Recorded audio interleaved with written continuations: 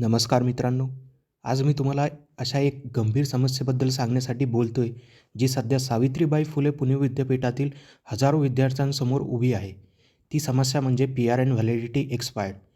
अनेक विद्यार्थी backlog exam भरायला जातात, पण अचानक त्यांना कळते की त्यांचे पी-आर-एन नंबर आता एक्सपायर्ड झाले आहेत. आता तुम्ही कल्पना करा, एखाद्या विद्यार्थ्याने 3-4 वर्ष मेहनत करून अर्धे पेपर क्लिअर केले असतील, पण शेवटी त्याचा पी-आर-एन बंद झाला, तर त्याचे भविष्याचे अंधारातच जाते ना. हे फक्त एक नियम नाही, तर हजारो विद्यार्थ्यांचा आयुष्याशी खेळ आहे. आज या समस्येमुळे हजारो विद्यार्थी एक्झाम फॉर्म भरू शकत नाहीत. त्यांना डिग्री मिळत नाही आणि करिअर थांबतं.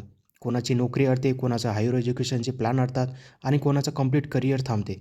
म्हणजे थेट विद्यार्थ्यांचा मार्ग बंद केला आहे. हा अन्याय आपण थांबवायला हवा. मित्रांनो, आज जर आपण गप्प बसलो, तर उद्या अजून बॅचेस, अजून विद्यार्थी याच समस्येला सामोरे जातील. आपल्याला इतिहास सांगतो, विद्यार्थी जेव्हा एकत्र येतो, तेव्हा बदल घडतो.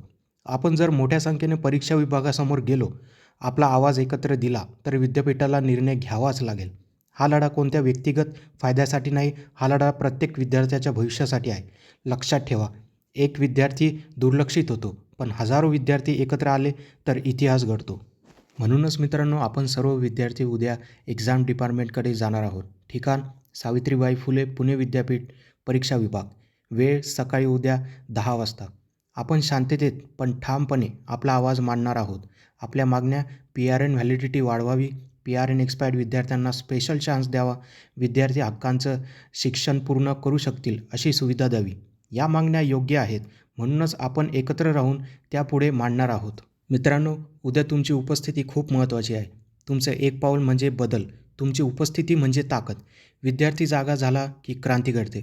म्हणून उद्या आपण सारे मोठ्या संख्येने परीक्षा विभागासमोर एकत्र जमूया. आपल्या भविष्यासाठी एकत्र या.